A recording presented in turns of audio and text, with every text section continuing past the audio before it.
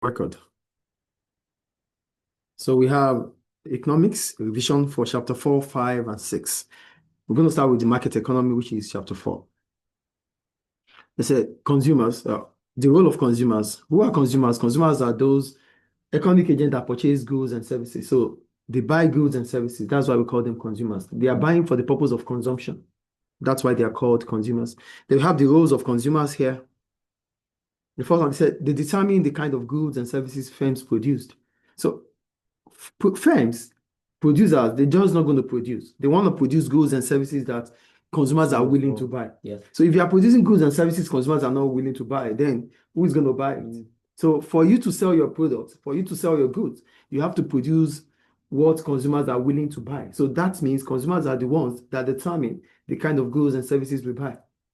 Do you get that? So that businesses have to produce. The second one, they provide information about habits, trends, and preferences. So before you start producing a product, you have to make a research. In the course of making that research, it allows you to know the kind of goods or services consumers would buy.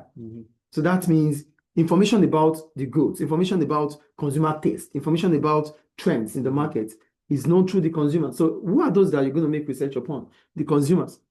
So that's another rule of consumers. They allow firms or businesses or producers to know what is in vogue, what is the trend, and the changes in taste.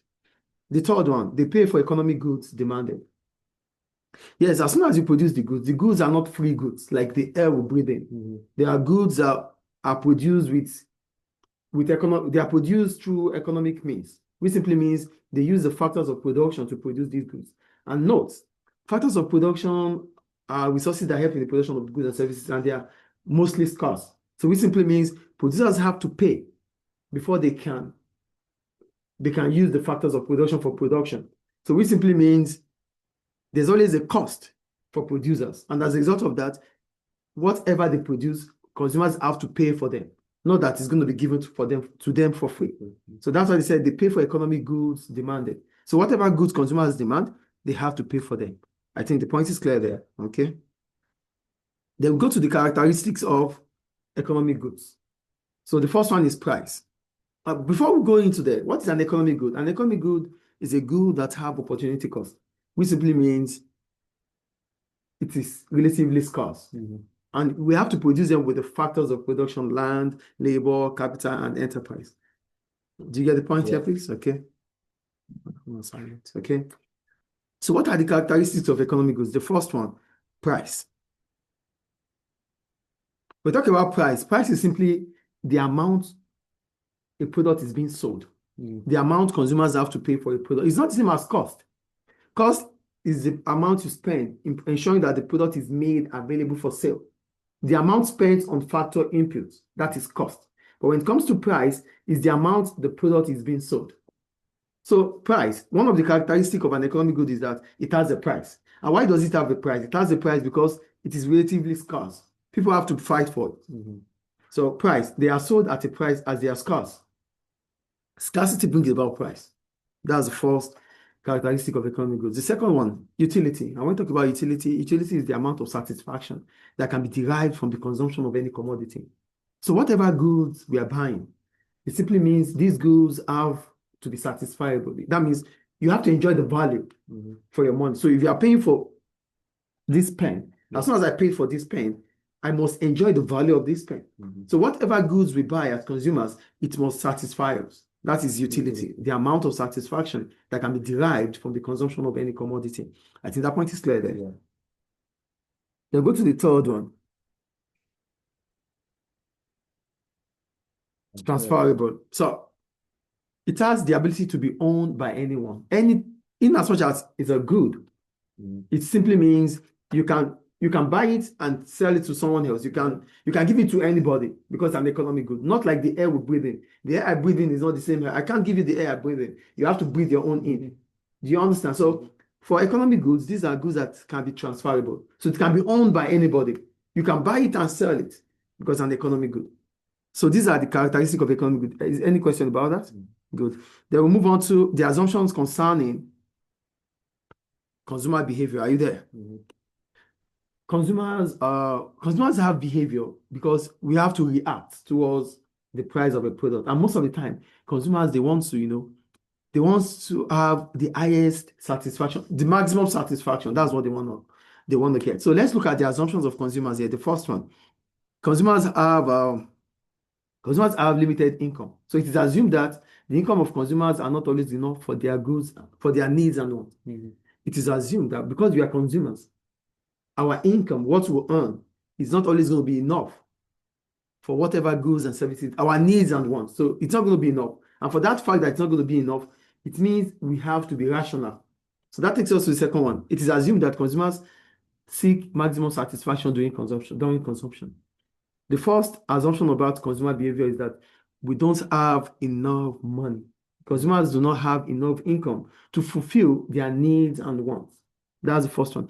The second one is that whatever we consume, whatever we pay for, we want to enjoy the value of that money. And that simply means we want maximum satisfaction during consumption. That's the second one. The third one, it's assumed that consumers are subject to diminishing marginal utility. When we talk about diminishing marginal utility, it simply means as soon as we consume extra units of extra unit of output, the satisfaction we derive will start diminishing. So that is the law of diminishing marginal utility. So as soon as we consume extra unit of product, the satisfaction we derive will start reducing as soon as we consume additional unit. And that is also another assumption about consumers. And the last one, it is assumed that consumers behave rationally.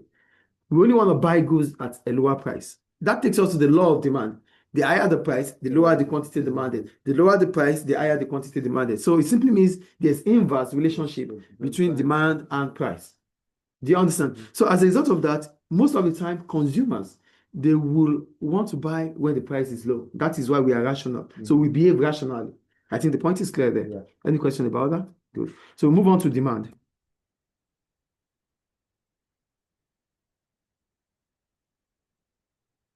No, I have consumer equilibrium.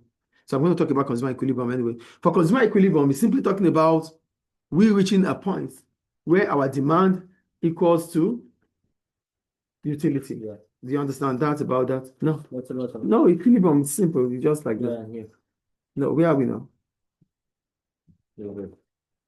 Okay, yes. So that takes us to demand.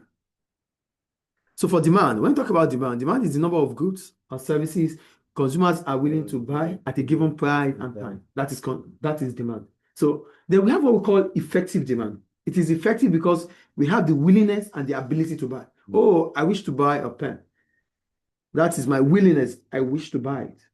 But do I have the money to buy it? So as soon as I wish to buy, I must buy. That makes it effective demand. Do you understand? We need to pause. Hold on, please. I need to pause the video here. Pause. Where's my pause? Pause live. Okay. Just want to pause. Hold on, please.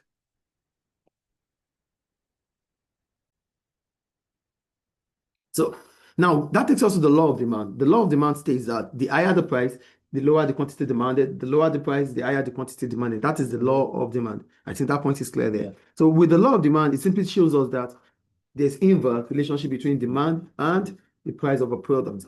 That takes us to consumer surplus, right?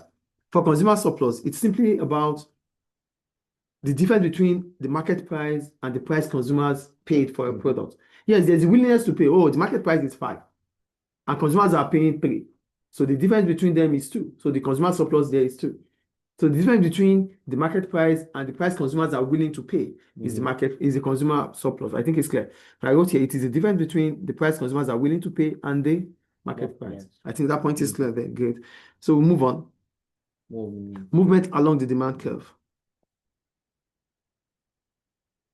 So when I talk about movement along the demand curve, I'm just going to move. Okay. Yeah, movement along the demand curve. Okay. When I talk about movement along the demand curve, we're simply talking about there are 2 changes in demand. There could be movement along the demand curve and there could be shift in the demand curve. But before I go into that, there's a demand curve. A demand curve is the graph that shows the inverse relationship between price and the quantity demanded of a product. That is the demand curve. Now, let's talk about what happens with the demand curve. There's always movement along the demand curve and there's always a shift in the demand curve. So we're going to start with movement along the demand curve. Movement along the demand curve is as a result of a change in price. So if the price is increasing, the it is expected that the demand curve will contract in between. And if the price falls, the demand curve will expand. So there's expansion and contraction in the demand curve. So this is expansion here. So we have movement along the demand curve. As price increases from, let's say, from 10 to 15, the quantity demanded contracted from 20 to 10. And as the price fell from 10 to 5, the quantity demanded expanded from 20 to 30. That's movement along the demand curve. Then we move on to, we even have it on the screen anyway. Now go to the shift in the demand curve. For shift in the demand curve, it's simply talking about a non-price factor. That's shift in the demand curve. A non-price factor. And when we talk about non-price factor, we are talking about, it occurs as a result of changes in other factors aside price. The first one I'm going to talk about is complementary goods. Why do we call them complementary goods? We call them complementary goods because these goods are jointly demanded, like the laptop and the charger, a phone and the charger, a pen and the ink. These are complementary goods. So these would make the demand curve for each one. There's always going to be impact between effects when the price of one of them increases. So here I go. These are goods that are jointly demanded. An increase in the price of a complementary goods reduces the quantity demanded of its complement, shifting the demand curve leftward. Now, let's assume that the price of a laptop increases. As soon as the price of laptop increases, the demand for the chargers will also fall. So there's going to be a leftward shift in the demand curve for chargers because the price of laptop has increased. And based on the law of demand, when price increases, the quantity demanded reduces. So because the price of laptops are increasing, consumers will buy less of laptops, fewer of laptops. And which simply means the demand for chargers would also fall. So this is what complementary good is. So an increase in the price of a complement would shift the demand for its complement, its jointly good, leftward. And that is complementary good. I think it's clear. Then we have substitute. For substitute goods, we are simply talking about goods that can satisfy the same needs. Coca-Cola and Pepsi, they are substitute goods. So as soon as the price of Coca-Cola increases, in relative to Pepsi, the demand for Pepsi would rise. Do you get the point here? So they are, we call them, what do we call them? They have it's elasticity too, but we call it demand for product X increasing as the price of product Y is increasing. What do we call that we have for substitute goods, it's elasticity, but when product X is increasing and product Y is if the quantity demand for product X is increasing as a result of the price of product Y increasing, is elasticity is not price elasticity, that is not income elasticity, it is what is it called? When I remember, I would say it again. But for substitute goods, they have what we call okay. They are goods that satisfy the same need. They have an increase in price of product X in relation to the price of product Y, reduces the quantity demanded of product X. So we call it something. I forgot it anyway. Did I write it here? Okay, well, I didn't write it. But for substitute are goods that have the same usage. And as soon as the price of one increases, the quantity demanded of the other might increase. That is for substitute goods. So we'll move on anyway. The third factor that could also affect or that could bring about a shift in demand curve is the level of income. And when we talk about the level of income is the amount of money we'll earn. But most of the time, when it comes to income, we talk about normal goods and inferior goods. So as soon as the income of consumers increase, the quantity demanded of normal goods increases, and the quantity demanded of inferior goods reduces, and vice versa. So for income is the amount of money we earn. So as soon as our income increases, it is expected that we start thinking about substitutes that have quality. Do you understand? So we start thinking about substitute with quality. We switch to start buying goods that the substitute of what we used to buy that has a better quality, and that is normal goods. Then if the income level of consumers falls, consumers will start thinking about buying a substitute to that superior good, which has a reduced price. So that is income level. So the demand for substitute goods, the demand for substitute goods will shift rightward for normal goods. As soon as income increases, the demand for normal goods will shift rightward, while the demand for inferior goods will shift leftward. But if income falls, the demand for normal goods will shift leftward, while the demand for inferior goods will shift rightward. Is it clear? Yeah. Good. Then we have consumers' expectation.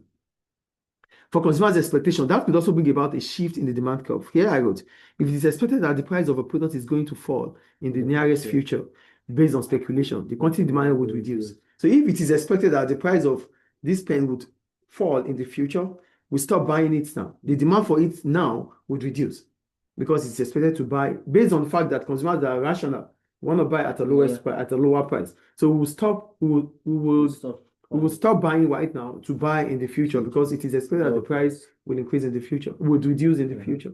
I think it's clear. That's about consumers' expectation. And on the other hand, if it is expected that the price would rise in the future, the demand for the goods will increase presently. Do you get that? Yeah.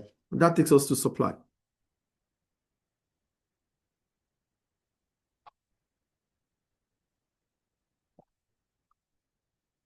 Okay.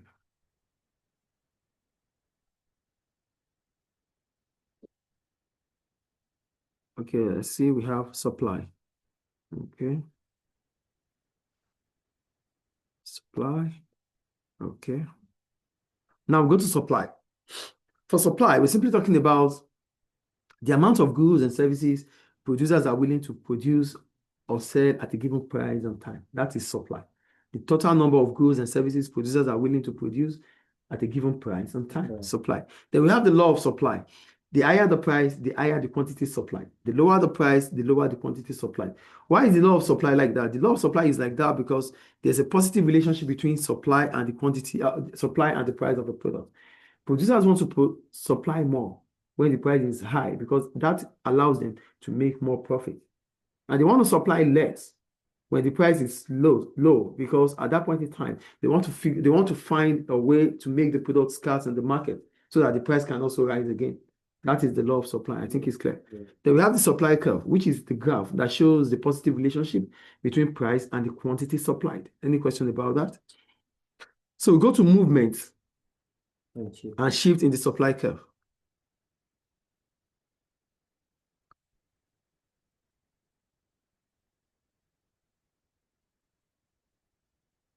So movement along the supply curve is as a result of a change in price. So there's expansion and contraction when it comes to movement along the supply curve.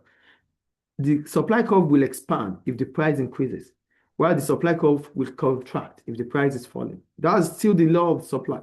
I think it's clear. Then that takes us to the shift in the supply curve. But before we go into that, we have what we call fixed supply. I didn't write it here, but okay. Do I write it here?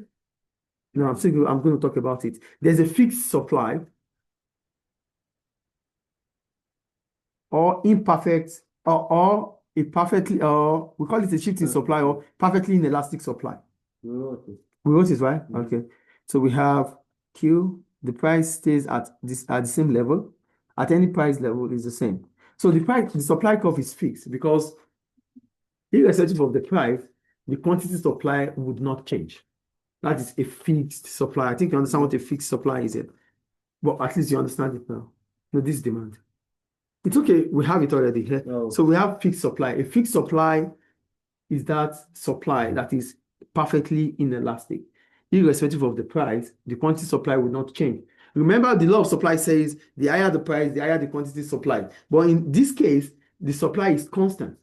It's vertical. Yeah, you cannot change it, irrespective of what the price is. Either an increasing price or a falling price would not still change the quantity supply. That is a fixed supply.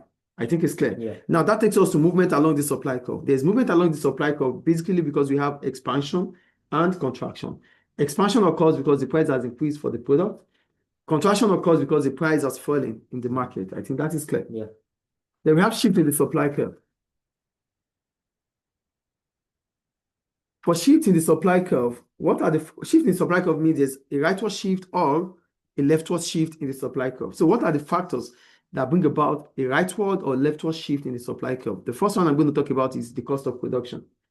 Remember, cost is the amount spent on factor inputs. land, labor, capital, and enterprise, the amount you spend on them to produce goods and services, that is your cost of production. So an increase in the cost of production will shift the supply curve leftward. Why? Because when the cost of production increases, the motive for firms is profit. So because there's inverse relationship between cost and profit, it simply means when the cost increases, the profit is going to fall. So that is a disincentive for firms to produce more. So they produce less because high cost means they're not going to be able to make more profit. So that's why I wrote here, an increase in the cost of production will shift the supply curve leftward, while a fall in the cost of production will shift the supply curve rightward. So a fall in the cost of production is an incentive to produce more because firms are going to be able to make profit. A rise in the cost of production is a disincentive for firms to produce because they would make less in profit. So a fall in the cost of production will shift the supply curve rightward from S to S2, as the quantity supply in the market would increase from Q to Q2. While a rise in the cost of production will shift the supply curve leftward from S to S1, as the quantity supply in the market would reduce from Q to Q1. Price is constant here, ceteris paribus. Price does not have any impact on this when it comes to shifting the supply curve. Another factor is external factors. When we talk about external factors, we're simply talking about these factors that are beyond the control of the firms. So example is favorable weather condition. If the weather condition is favorable, it simply means production, especially for agricultural products. If the weather is conducive, it's favorable, agricultural products will be produced, and that will shift the supply curve of agricultural products rightward, shifting it from S to S2. And the quantity supply will increase from Q to Q. I think that point is clear there. And unfavorable weather condition like tsunami, earthquake will bring about a leftward shift in the supply curve because at that point in time, it is not favorable. I think it's clear. The next one we could talk about when it comes to shifting supply curve is advancement in technology. When there's advancement in technology, technology itself makes it to become better and faster. So with advancement in technology, output will increase, efficiency would improve. That would become an incentive for firms to produce more, shifting the supply curve rightward as the quantity supply in the market would increase. Do you get the point here? Now that takes us to demand and supply equilibrium. Are you there? Yeah. Okay. So for equilibrium is the point of agreement between demand and supply. So there's equilibrium because demand and supply are in contact. That is equilibrium. So yeah, equilibrium is the agreement between the quantity demanded of a product and the quantity supplied. It can be graphically represented as this. So this is equilibrium. There's equilibrium because demand and supply are intersecting at this point.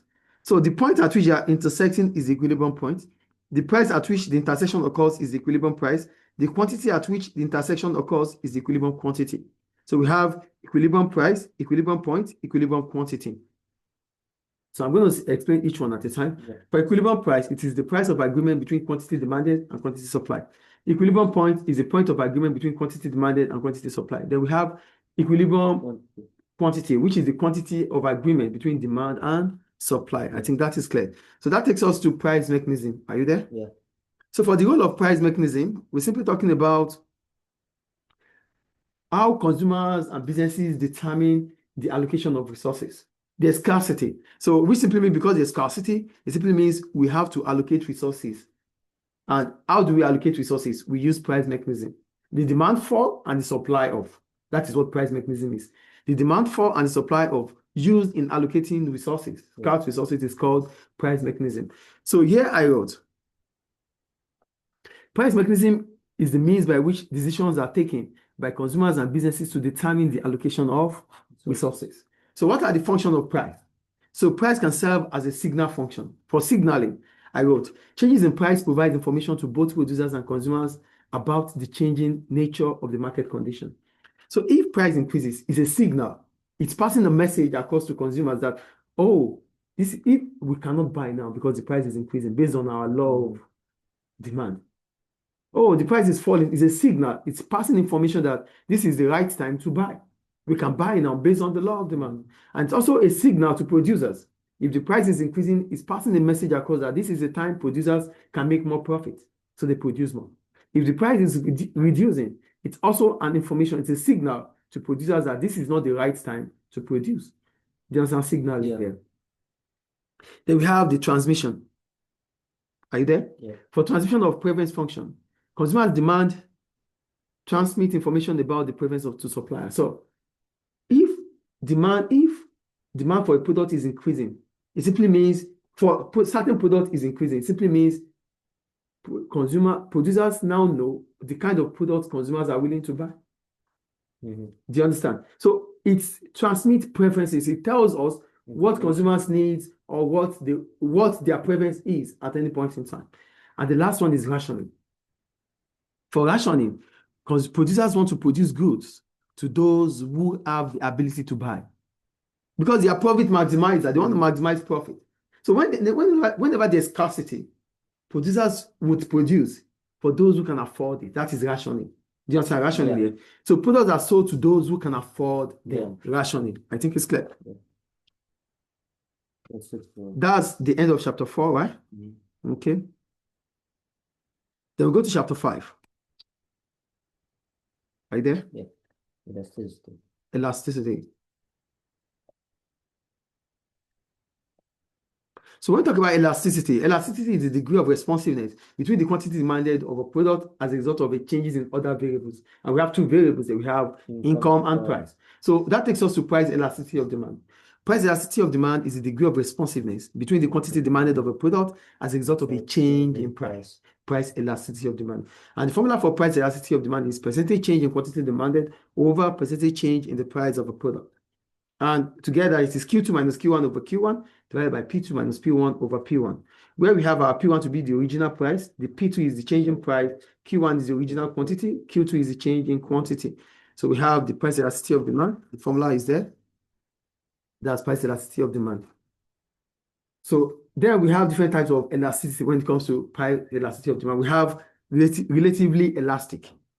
For relatively elastic, it simply means that a change in price significantly changes the quantity demanded. That is relatively elastic demand. So they might ask you in the exams that what kind of graph is this? This is a relatively elastic demand. A change in price has brought about a significant change in the quantity demanded relatively. Do you get that? Yeah.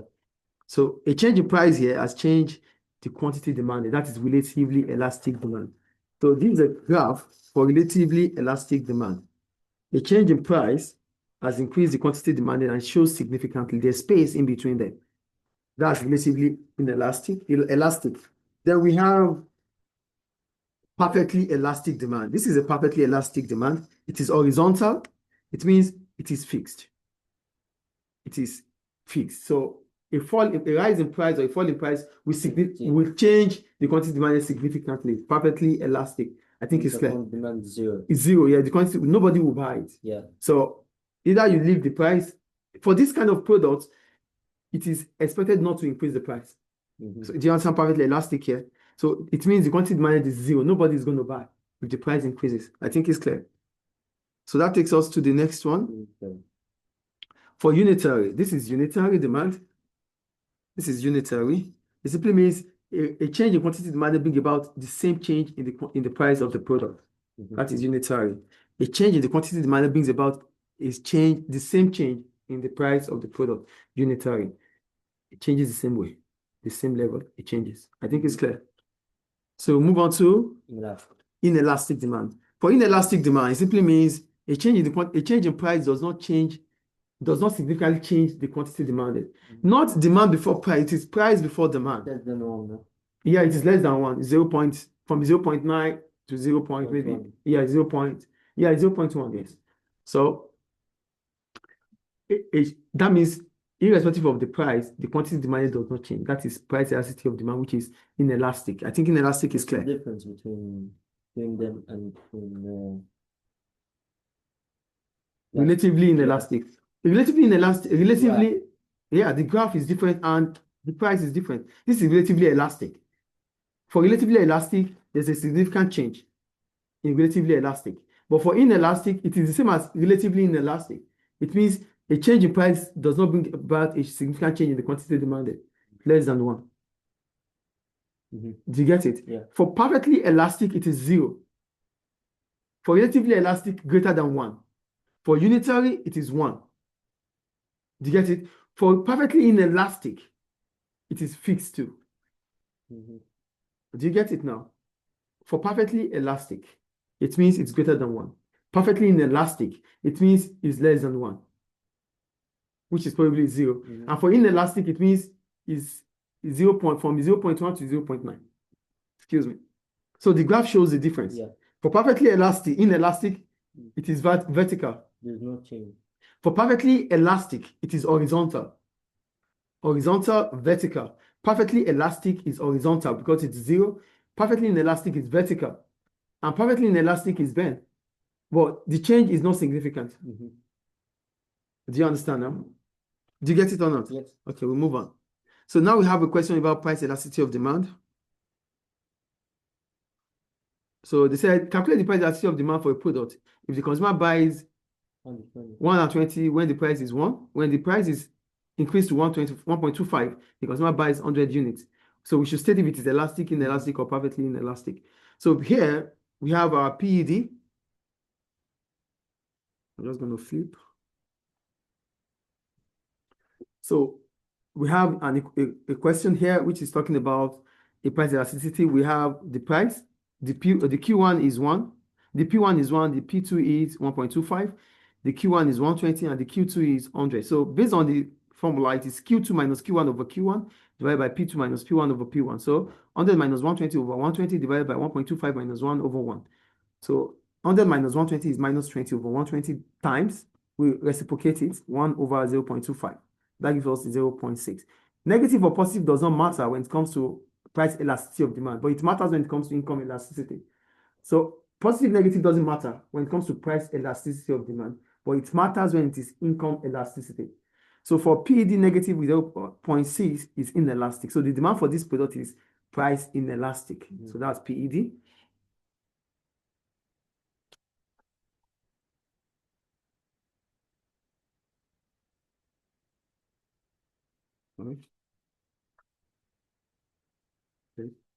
Okay.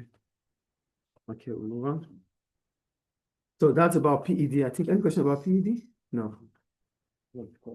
Okay. So I have question 2. Here for the question again, it said if a consumer spends 30 euro per week on bottled water when its price is 50 cents per liter, and continue to spend 30 per week on it when its price increases to 52 cents, what is the consumer's price elasticity of demand? Here we have the quantity. We have the quantity, but we don't know the price. So to get the price, it will be quantity divided by the units. So that's 30 divided by this, which is 6. So we have the quantity now to be 60 and second quantity to be 57. Now the price is 0.5. Do we have the price already? Yeah. The price is 0.5 and 0.52. So the same way we do it, then we have, because it's 1, so it is unitary. I think it's clear. Yeah. So that takes us to factors that affect the price elasticity of demand. So what are the factors that affect the price elasticity of demand? I'm going to start with the first one. Yeah, the availability of close substitutes. We already know what substitutes are. Substitutes are goods that can replace one another. So if the price of a substitute good is increasing, it's in relative to other rival products. It simply means when a good, let's put it this way, if a good has substitute, it simply means you cannot increase the price, because if you do increase the price, consumers will switch from buying yours to buying those ones that are cheaper. Do you get the point about availability of substitute goods? Yeah. So if goods have substitutes, the price elasticity of demand for such goods will be what? Elastic. So you cannot increase their price, because if you do increase the price, consumers will switch. They will stop buying from you to buy from your competitors. Yes, what I wanted to remember about substitute is called cross elasticity. Cross elasticity of demand. So the cross elasticity of demand is a change in price of product X over a change in price, a change in quantity demanded of product X as a result of a change in price of product Y. We call it cross elasticity for substitute goods. That's what I wanted to remember before. So goods that have substitutes are expected to have a PED that is elastic. Goods without substitutes, like goods that are monopoly, like the only good in the market, is expected to have an inelastic demand, PED. I think it's clear. Yeah. So goods with substitute will have a PED that is elastic. Goods without substitute will have a PED that is inelastic. I think that is clear. Yeah. Expectation as to future changes in price. If the price of a product is expected to rise in the future, the PED becomes inelastic at the current stage. So if it's expected that the price of a product will rise more than this in the future, so whatever they sell, whatever price they sell it now, people would buy because they know if they don't buy now, they'll have to buy at a higher price in the future. So the PED for such product will be what? Price inelastic. I think it's clear. Yeah. The durability of a product. When you talk about durability of a product, that means how long lasting a product is. If a product is long lasting, it means it is durable. The PED will be what? Inelastic. No, sorry. It will be elastic. No, it will be elastic because if the price increases, consumers will not buy. They will continue to use the old one, like a TV. The PED of TV is elastic. If the price increases, nobody would. I would leave the old one. Yes. Why do I have to buy a new one? Do you get the point here? So the PED is elastic for durable goods. Do you get that? The length of time allowed for adjustments to price changes. If it's in the short time, in the short period of time, in the short run, the PED of a product is price inelastic. But in the long run, consumers can find substitutes. So in the long run, the PED of a product is what? Price elastic. In the short run, it is price inelastic. In the long run, the PED is price elastic. Is it clear? Yeah. We'll move on. So that takes us to income elasticity, right? Income elasticity. Yeah. I won. I'm good. How about you? So go to income elasticity now. So when it comes to income elasticity of demand, we're talking about another variable that changes based on the quantity demanded of a product. So income elasticity of demand is the degree of responsiveness between the quantity demanded of a product as a result of a change in the level of income. So as soon as your income, the quantity does not change. The income changes before the quantity. So a lot of students do write quantity before income. No, income has to change because we are reflecting on what we have. Yeah. To determine, you need to earn before you buy. So consumption income is based on your consumption. So it is what you have that you spend. So you don't buy before you have income. So you earn before you buy. Yeah. Okay. So that's why I said income elasticity of demand is the degree of responsiveness between the quantity demanded of a product as a result of a change in the level of income. Yeah. So as soon as your income changes, the quantity demanded of a product will change. So YED is what? Percentage change in quantity demanded over percentage change in the level of income. Q2 minus Q1 over Q1 divided by Y2 minus Y1 over Y1. So when it comes to income elasticity, it's simply about normal goods, inferior goods. So we're going to start with normal goods. Are you there? Okay. For normal goods, they have a positive YED. Why do they have a positive YED? They have a positive YED because income changes as the goods, as income increases, the demand for such goods would increase. So there's a positive relationship between income and these goods. That's why they have a positive YED. Do you get my point or not? Income for normal goods, they have a positive YED because they change in relative to the level of income. So what are those goods we have here? We have normal luxury goods and normal goods. So for normal goods, their YED is greater than 1. For luxury, so for luxury goods, their YED is greater than 1 because it is when you have so much, you can buy them. It is elastic. But for normal goods, which are necessity, their YED is inelastic. Irrespective of your income, you just have to buy. So a YED that is inelastic is for normal goods, which is necessity. Needs. The YED that is greater than 1 is a normal good that is luxury. I think it's clear. Yeah. Then we have inferior goods. Why do we call them inferior goods? We call them inferior goods because these goods, they have a negative YED. So as soon as income level increases, the consumption of those goods falls. There's inverse relationship between income and these goods, inferior. If income falls, the demand for these goods increases. If income increases, demand for these goods falls. Inverse relationship. That is why they have a negative YED. Do you get it? So that's for inferior goods. Then we have what we call goods with zero inelastic demand. These goods are purchased if income are low, but we don't buy them even if income increases. Do you get them? So we don't buy them if income increases. We just continue, just like salt. Yeah. When income is low, we can buy a salt, but we cannot continue to buy more salt because our income is increasing. So they have what we call zero inelastic demand. I think it's clear. Any question about that? We have a question. We have calculations, right? Yeah. So for the calculation, they said calculate the YED of the product. If income is 5,000 And the quantity, just do that here. Mhm.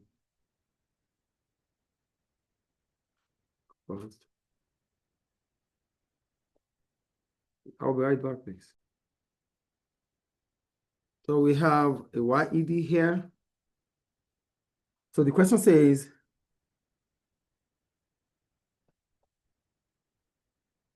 calculate the YED of the product if the income is 5,000 euros and the quantity demanded is 500 units, and income increases by 7,000 euros and the quantity demanded increases by 50%. So here we have our Y1 to be 5,000, the Y2 is 7,000, Q1 is 500. Then they said Q2 increased by 50%. That means 50% of 500 plus 500. So that gives us Q2, which is 50% of it is 250 plus 500. So our Q2 is down 750.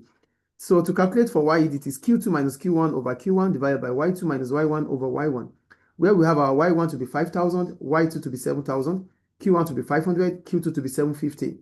So here we have 750 minus 500 over 500 divided by 7,000 minus 5,000 over 5,000. So that gives us 250 over 500 times 5,000 over 2. So we have 5.4, which is 1.25, which is elastic. It is shown that this product is what? A luxury good because it is greater than 1.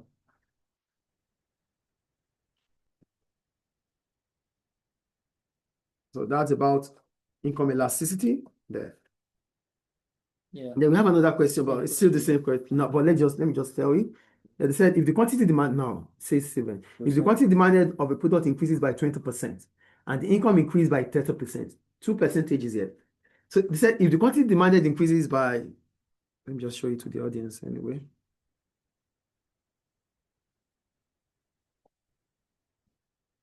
So this question is different from the first one. Here they said if the quantity demanded of a product increases by 20% and the income increased by 30%, we are told to calculate the YED.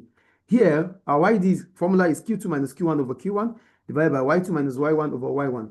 So it is assumed that we have 100% before the product and we have another 100% before the income. So it simply means our Q1 is 100, our Q2 is 100 plus 20, our Y1 is 100, and our Y2 is 100 plus 30. So it is assumed that we have 100% for each one before.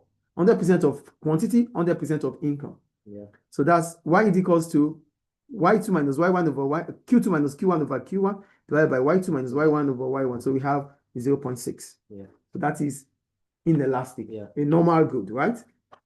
Normal good, right? Yeah. Normal necessity, normal good. And which is necessity? Necessity.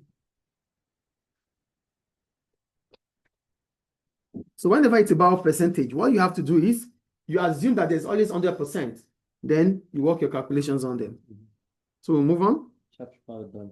Chapter 5 is done. Then we have chapter 6.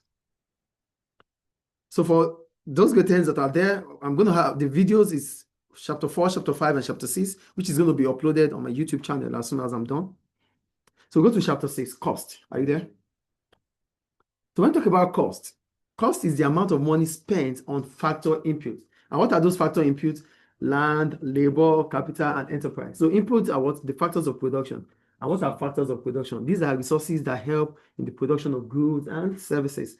Land, labor, capital, and enterprise. They have to be processed to give us goods and services. You get it? There's nothing we can produce. There's no services we can render without the 4 factors of production. So we need land, labor, capital, and enterprise. Even teaching, as I am doing right now, needs all the factors of production. Land is there because I'm in a building right now. It's land. I'm using a system which is capital. I'm going to be paid for whatever I do, labor. And the owner of this house can be the owner of the enterprise. So we can't do anything here without the factors of production. Yeah. I think it's clear. Yeah. So we move on. So we have different types of cost. Explicit. Explicit and implicit. But before that, based on the textbook here, we have short run and long run. Yeah. So the short run is simply that period of time where all the factor inputs we're talking about has one fixed factor, variable, fixed factor, which could be capital in the short run. Oh. The short run is a period of time where one factor input is fixed. For example, capital. You cannot change it in the short run. But in the long run, it is when all the factor input, land, labor, capital, enterprise, are variable. They become flexible. You can do whatever you need to do with them. And the short run ends when the long run begins. Yeah. So a short run is not any period of time. It's just a period of time that one factor input is fixed. Your short run could be 10 years. Your short run could be 2 years. Your short run could be tomorrow. And your long run could be after tomorrow. It just depends on when you are able to expand your scale of operation. As soon as you're able to expand your scale of operation, your long run starts. Do you understand? Yeah. Any question about that? So for explicit costs, why do we call them explicit costs? We call them explicit costs because we paid for this cost. This is our cost. It is monetary. For implicit, it is non-monetary, which is simply opportunity cost. So if I'm here, it means I cannot be there. If I'm there, it means I cannot be here. This is a decision I make, and because I'm making that decision, I'm paying for that. Yeah. So that is about implicit. Any question about explicit and implicit? So that takes us to cost, the types of cost, other types of cost. So we have fixed cost. Why do we call it fixed cost? It is a fixed cost because this cost does not change. It is fixed, irrespective of our output. We have to pay this cost. So here I wrote, yes, these are costs that don't change as output changes. Example, rent, insurance, salary. It can be graphically represented as this. This is a graphical representation of a fixed cost. For a fixed cost, this is a fixed cost. It is horizontal, it is fixed cost. Irrespective of the output here, irrespective of the quantity, we pay the same amount on input. That is fixed cost. Then we have variable cost. For variable cost, it is the cost that changes as level of output changes. So this is a variable cost. You don't pay the same cost. It increases as your output increases, variable cost. So we have a variable cost here. These are our variable cost curve. As output increases, the price we pay on it increases. That's variable cost, variable cost. Example of variable cost is the cost of raw materials, the wages paid. Do I write that? Okay, wages, cost of raw materials. These are types of examples of variable cost. Then we have total cost. Total cost is fixed cost plus variable cost, FC plus VC. So that's the fixed cost, a total cost. And the gap for the total cost is this. This is our total cost. This is our total cost. Move on. Yeah. Then go to short run quantity, short run, short down point. Okay, so for the short run, short down point, it's simply talking about that period of time where we have our average revenue lower than the average cost. The average revenue is lower than the average cost. This is your average revenue. This is the price. This is the price you are selling, but this is your cost. This is the short run, short down point. So there's short down point because a firm is unable to cover up its variable cost. You get my point here? Yeah. It's a short down point because a firm is unable to cover up its variable cost. It simply means the firm is selling below the price it's supposed to sell. This is your cost. This is the price you are selling. So this means you are shorting down in the short run. Did you get it? Yeah.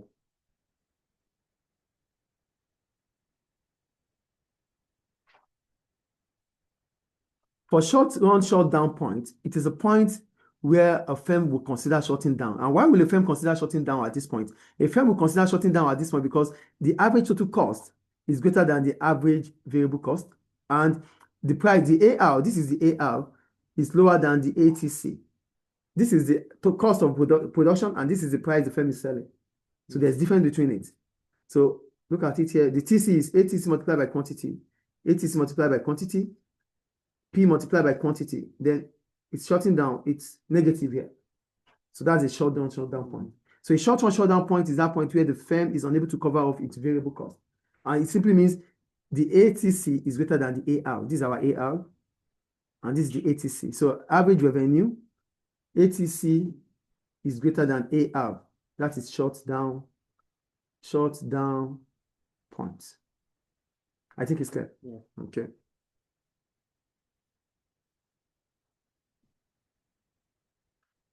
So we move on. Okay.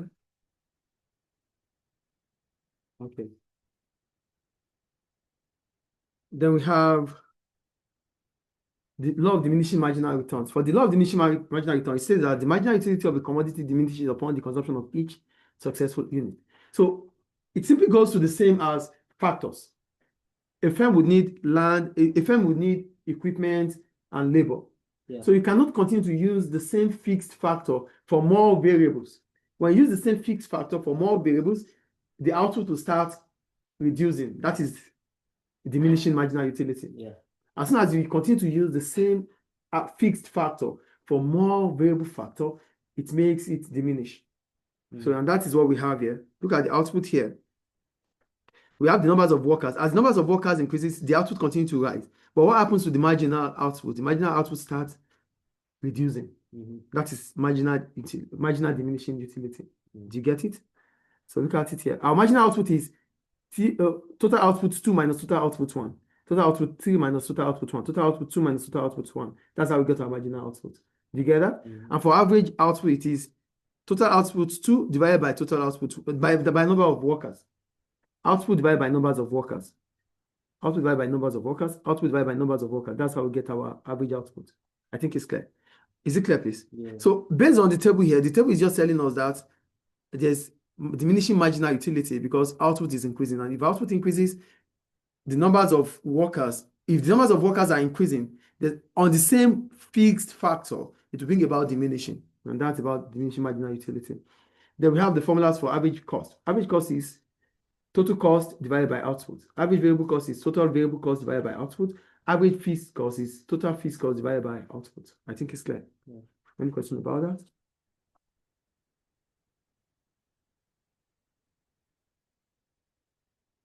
Then we have this. We have the quantity, we have fixed cost, we have the variable cost. We are told to find the fixed cost, the variable cost, the total cost, the average variable cost, the average fixed cost, the total cost, and okay, together. Okay. So, well, the formula here is simple. It's going to be on the YouTube anyway. So it's going to be for fixed cost. For total cost, it is fixed cost plus variable cost. FC plus VC, FC plus VC, FC plus VC, FC plus VC, FC plus VC. Let me just show that. So we have a question here. We have our FC, we have our VC. We're told to find the TC. TC is FC plus VC, FC plus VC, FC plus VC. That's how we got our TC. Then we have our VC, AVC. AVC is VC divided by Q. VC divided by Q gives us AVC. Then we have AFC. AFC is FC divided by Q. Then we have AC. AC could be AVC plus AFC or TC divided by Q. Then we have MC. MC is TC2 minus TC1. Where's our TC? Okay, TC2 minus TC1, TC2 minus TC1, TC2 minus TC1. That's how we get our MC. So that's about calculating the table. I think it's clear.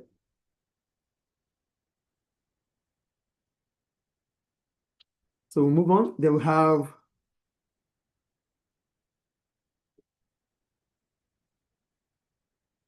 diminishing, right? Yeah, we have the relation between average cost and average, okay? Yeah, the relationship between MC and AVC. When MC is greater than AC, we have it here too. The relationship, yes. Okay. Okay, yeah. The relationship between MC and AVC. When MC is greater than AC, that means the average cost of production is falling. If MC, this is our MC curve is like this, the MC is like this, and the AVC, MC is like this, and AVC is like this. MC, AVC is U-shaped. MC comes, it reduces, then it increases MC. Like a Nike mark. Yeah, Nike. okay. So that's MC. So if your MC is greater than AC, it means your average cost is falling. If your MC is close to AC, it means there's constant returns to scale. And if your MC is greater than, if it's less than, it means your AC is falling. If it is greater than AC, it means your MC or your cost is increasing. It's equal. If it's equal, that's constant return to scale, constant. Yeah. I think it's clear. Yeah. Okay. We move on. That's 6. Yeah. Wait, what are we missing here? Is that 6? 4, 5, 6, 7. Reason for short run. Okay, just hold on there, please. Let me save it. Okay. Okay. All right, let's leave it this way. All right, yes, I got that.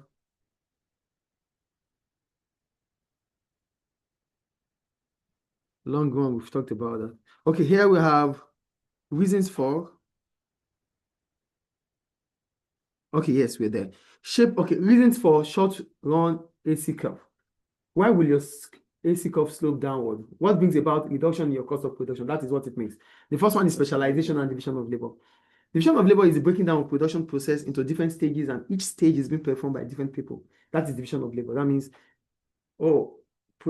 there's one department, you have accountants there, you have different people working at different roles. That is division of labor. And sometimes division of labor will lead to specialization. Yeah. And when we talk about specialization, it simply means the concentration of an individual on one aspect of production. So with specialization and division of labor, it is expected that it becomes efficient. Firms will be able to produce more as output would increase and the average cost of production would fall. So that's the first reason why your average cost of production would fall in the short run. The second one is the greater spread of fixed costs. As soon as you expand your scale of operation, it means you can now spread your fixed costs on more output that is being produced. For example, let's assume we use this equipment to produce 5,000 units of sweets. If we increase, that means we're still going to pay 3,000 as, okay, let's assume the cost of this machine is 3,000, but we're able to produce 5,000 units of sweets. Now, this machine is going to produce 20,000 of sweets. It simply means we're still going to pay 3,000, but it's going to be spread across the numbers of sweets that has been produced. That is spread, and that reduces the average cost of production. Is it clear? Is it clear, please? Is it clear or not? Yeah.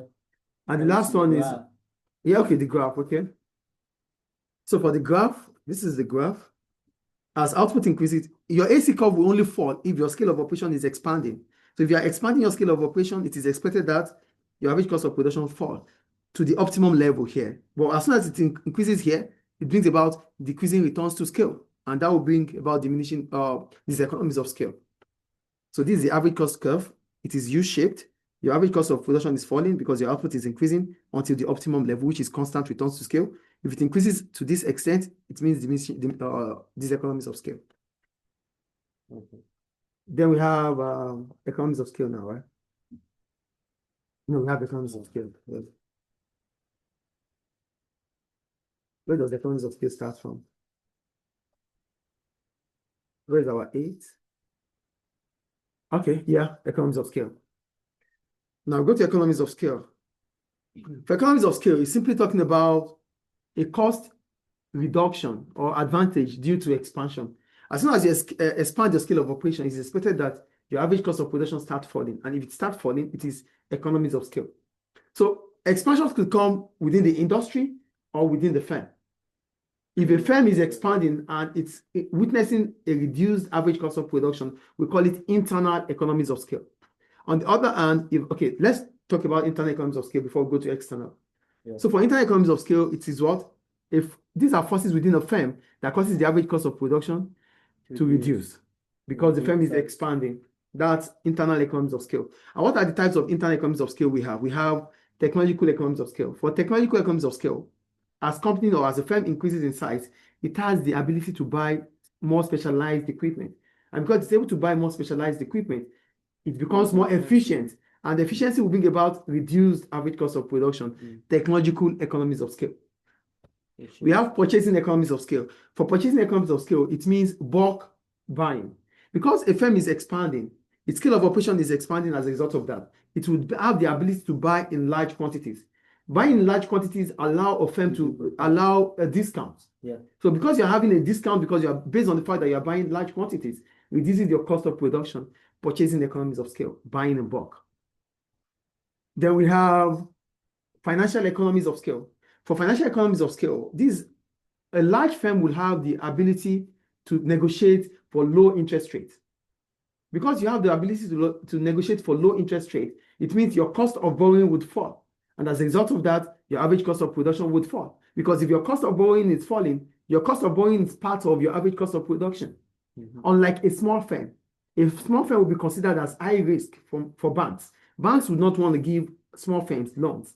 And as a result of that, they won't be able to get a loan. But for large firms, because a large firm means a successful firm, it will be able to have a loan from the bank at a low interest rate. Because it's considered as a low risk. That is financial economies of scale. Then we have marketing economies of scale.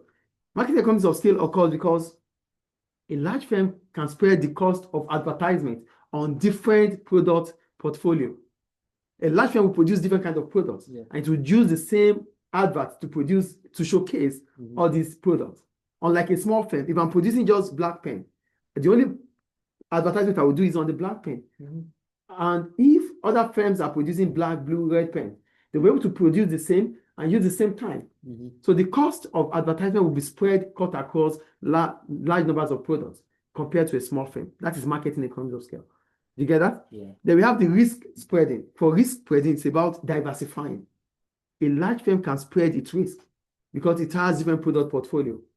A large firm like a school could have, because it's a big school, it can have a branch in Siahia, a branch in Jiangsu, a branch in Misrata, and so on, because it's a large firm. So that is spreading risk. A small firm cannot be able to do that. And the last one is management economies of scale. For management economies of scale, it simply means a large firm has the ability, the financial capability to employ skilled managers. And because they're able to employ skilled managers, it allows them to have because skilled managers will make informed decisions, will make decisions that are profitable for the firm. Yeah. That is internal economies of scale. Any question about that? So we have external, right? This is not coming to the exam. Not this. So we have external, yes. This one. No. So we have external. This is the last one. Okay. So we have external economies of scale. For external economies of scale, are you with me? Yeah. For external economies of scale, these are forces outside the firm that cause the unit cost of that firm to decline due to expansion in the industry. So we have causes of external economies of scale. The first one is better infrastructure. As road and communication system improves, firms will benefit from them. So good road network, improvement in communication reduces the cost of production for firms. So this occurs because the industry is becoming bigger. 2, establishment of specialist firms. As the industry expands, it will lead to creation of specialist firms, which can take up outsourced function. If the industry is becoming bigger, for example, the schools, we have more schools now. Because there are more schools, there might be a specialist school that would be for recruitment of teachers. That's a specialist firm. Availability of training courses. Because the industry is becoming bigger, workers might have a place to be trained because it becomes a business for training schools. Support from public bodies. Government might also support industries that are becoming bigger. Yeah. Road, bridges, and the rest. They might even give them, police and the Yeah. rest. The development of separate research and development units. Because the industry is becoming bigger, it is easier for them to come together to set up research and development. So the cost of research and development will be spread across all the firms. Unlike if there's just one firm in the industry, you won't be able to spend on research and development.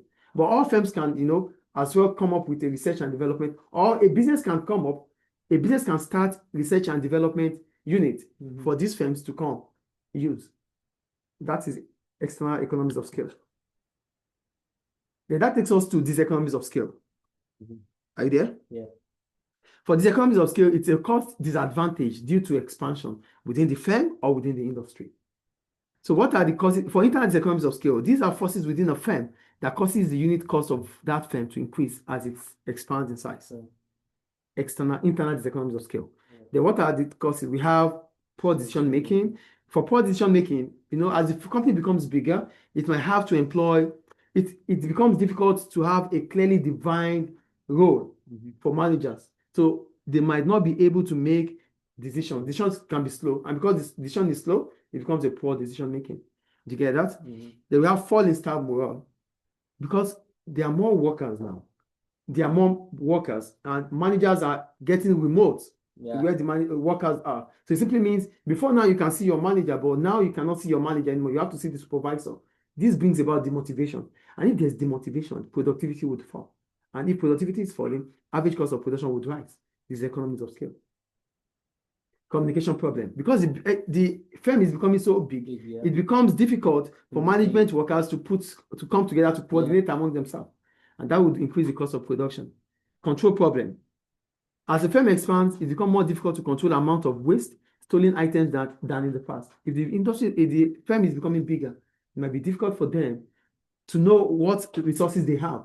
So some of the workers might even steal their resources. I think it's clear. And the last one is increased administrative overheads. As firms expand, a firm may need to employ administrative workers, even more than operation workers. When you look at even schools, they have more administrative staffs than teachers. And this might increase their cost of production. They might think they are paying less, but they are more because they do less. I think it's clear. So that takes us to external diseconomies.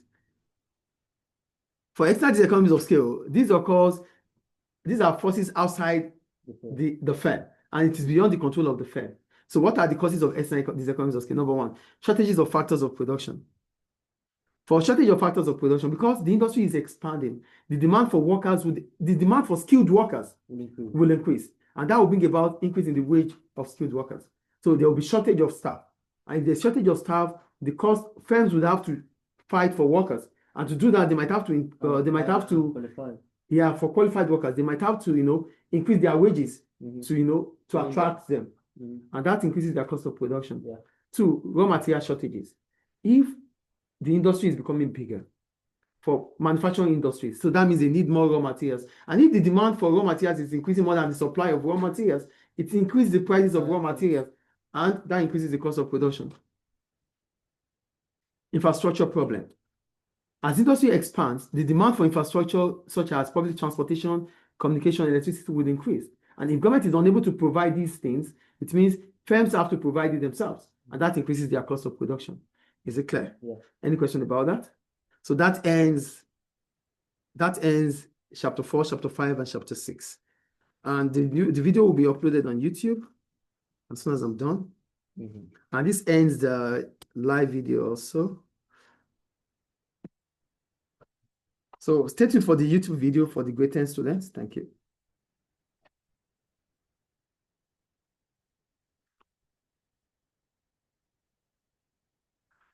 Okay, end meeting.